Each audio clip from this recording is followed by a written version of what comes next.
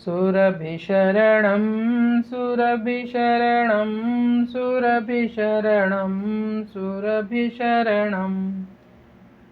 जय गौ माँ, जय गोपाल। आज हम धेनुमानस का पाठ पहला सर्ग 30 से आगे करेंगे। काम ते नाम भयो संसारू, दिन दिन बढ़ई प्रभाव विस्तारू। ऋषि तपसी मांगन नित आवहीं, दरस पाई निज सुफल मनावहीं। जय गौ माँ, जय जय गोपाल। संसार में काम से नाम होता है। हर रोज प्रभाव का विस्तार होता है। बड़े बड़े ऋषि मुनि तपस्वी मांगने का बहाना बनाकर आते हैं और भगवान श्री कृष्ण के दर्शन पाकर अपना जन्म सफल समझते हैं। भगवान श्री कृष्ण का जन्म गौ माता की सेवा के लिए ही हुआ था, इसलिए हमें भी गौ माता की सेवा में लगना चाहिए। वसुदेव प्रेरित तब आयो, गर्ग मुनि सब दर्शन पायो। वसुदेव प्रेरित तब आयो, गर्ग मुनि सब दर्शन पायो।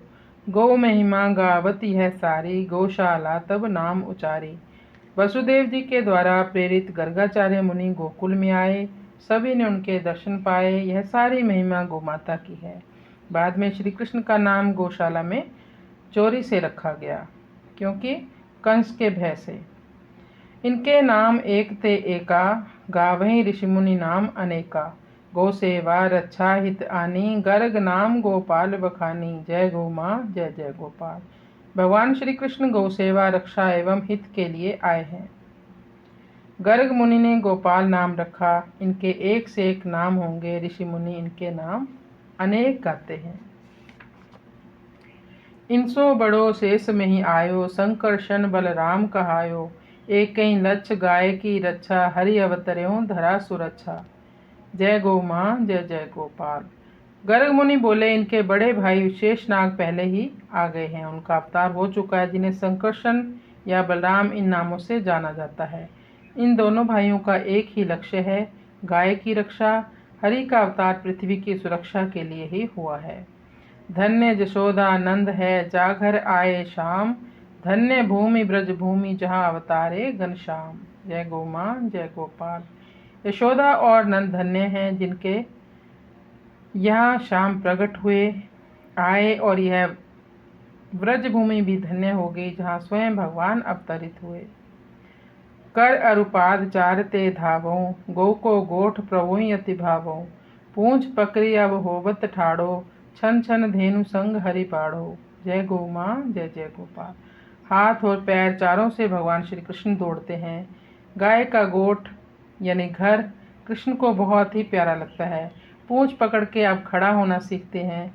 क्षणों के हिसाब से हरि गायों के साथ बढ़ रहे हैं। बिना गाय का व्यक्ति युगों से भी जो तरक्की नहीं कर पाता, वो गाय का साथ रहने से प्रति क्षण विकास करता है। पत्स पिए पय फेन गिरा वहीं, हरि अति चाव भावते पावहीं। डगमगाद उठी पुनि गिर जाई, गैयन चाटी उठे पुनसाई। बछड़े दूध पीते हैं, दूध का जो झाग बनती है वो फेन गिरता है। हरि बड़े चाव भाव से उसे फेन को चाटते हैं। श्री कृष्ण डगमगाते हुए उठने का प्रयास करते हैं, फिर गिर जाते हैं। गोएं चाटती हैं, लाड करती हैं, फिर श्री कृष्ण उठ जाते हैं। नित नव लीला गोठ फिराही, बचरण संग करे माही माही। अब दौड़न लागे गोपाला, बड़ो भयो बोले सब ग्वाला। वाह, क्या दृश्य है। थोड़ी देर आंखें बंद करके देखो, भगवान श्री कृष्ण गौओं के साथ साथ खेल रहे हैं। और गैया मैया ऐसी है कि वो कभी भी किसी बच्चे को नहीं मारेगी। वो बहुत लाड करती है, अपने बच्चों से भी ज़्यादा प्यार करती है। गौ माँ बहुत भोली है हमारी गौ माँ। नित्य नई लीला करते हुए श्री कृष्ण गाय गोठ में फिरते हैं, बछड़ों के संग माँ ही करते हुए, और श्री कृष्ण दौड़ने लगे। ग्वाल बाल कहने लगे, अब कन्हैया बड़ा हो गया है। सखा नंद खेले नित खेला, गो पाछे छुपी छैल छबेला। गोपी देखी देखी हर्षाई, बदन चूमी बलिहारी जाही। सखाओं के साथ, अपने दोस्तों के साथ श्री कृष्ण नित्य खेल नए नए खेलते हैं, और गायों के पीछे छैल छबीले रूप में श्री कृष्ण छुप जाते हैं। गोपियां देख देख कर बहुत हर्षित होती हैं, मुख चूम कर बलिहारी जाती हैं। धेनु धूरी मह खेलहीं, सखा सहित गोपाल। मंडल एक बना वहीं आप बने भूपाल। जय गौ माँ जय गोपाल। गोधूली बेला में भगवान खेल रहे हैं। अपने सखाओं के साथ गोपाल ने एक मंडल बना लिया और स्वयं राजा बन गए उसके। वो क्या मंडल था? चोर मंडल उसका नाम रखा गया। मतलब सबने वहाँ पे चोर मंडल नाम रख दिया। माखन चोर भयउ नंदलाला, संग लिए ब्रजमंडल ग्वाला। सबते मूल्यवान जो होई, ताहि चुराई चोर पति सोई। जय गौ माँ जय जय गोपाल। बिल्कुल सही है। अब श्री कृष्ण माखन चोर बन गए और जो माखन है ये अति दुर्लभ है, नहीं मिल पाता। ब्रजमंडल में ग्वालों को साथ लेकर चलते हैं। जो सबसे ज़्यादा मूल्यवान, मतलब माखन को कहा है मूल्यवान, उसे जो चुराए वही चोरों का मालिक हो सकता है। माखन दुर्लभ बड़ संसारा, जानी मरम प्रभु करहि प्रचारा। ब्रज गोपी घर आई कन्हाई, लै नवनीत भागिनित जाई। जय गौ माँ जय जय गोपाल। संसार में माखन बड़ा ही दुर्लभ पदार्थ है। इस रहस्य को जानकर भगवान इसका प्रचार करते हैं। ब्रज गोपियों के घर जाकर माखन चुराते हैं और फिर भाग जाते हैं वहाँ से। गांव गली सब धूम मचाई, माखन खावत आनो भाई। आप खाए संग सखा खिलाई, बानर चंचल देव बनाई। जय गौ माँ जय जय गोपाल। सब गांवों में गलियों में धूम मची है। कन्हैया बुला बुलाकर कहते हैं, आओ भैया सब आकर माखन खा लो। अपने आप भी खाते हैं और सारे सखाओं को खिलाते हैं।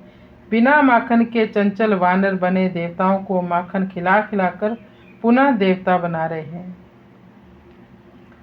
बिन माखन सुर होवई वानर, महिमा धेनु गाय निसिबासर। नहीं को जतन भक्ति नर पायो, गोपी भाव स्वरूप लखायो। जय गौ माँ जय जय गोपाल। माखन मिले बिना देवता वानर बन गए थे। जब प्रभु श्री राम अवतार में वो वानर थे तो उनको भगवान ने कहा था कि मैं फिर भगवान श्री कृष्ण का अवतार लूँगा, तब तुम्हें सब लीला, तुम्हारे साथ सब लीलाएं करूँगा और तुम्हें खुश कर दूँगा। वो ये लीला हो रही है।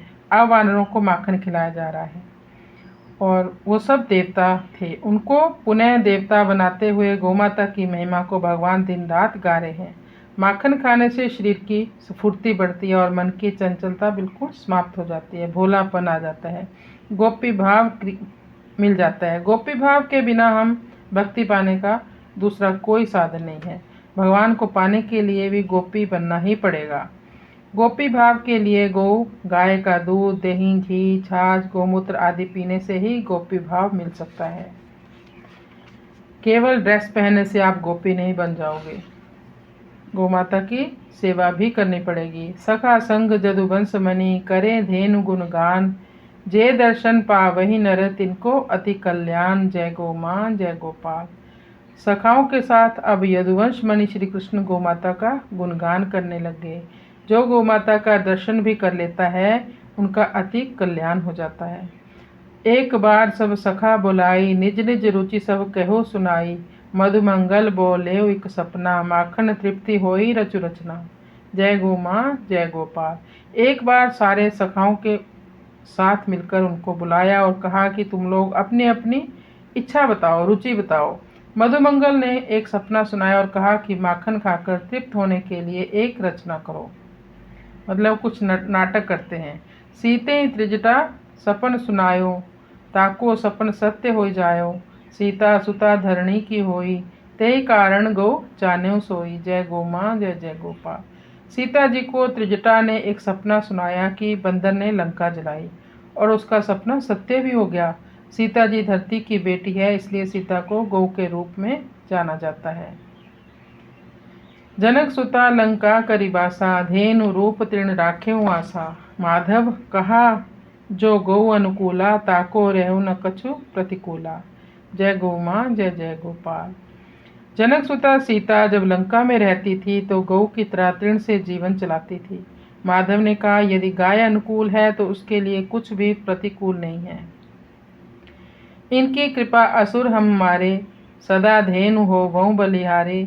शांति रूपनी जह यह नाही, ते घर सपने हरि नहीं जाही। गोविंद बोले इन गौमाताओं की कृपा से हमने असुरों को खत्म किया। हम हमेशा गाय की बलैया लेते हैं।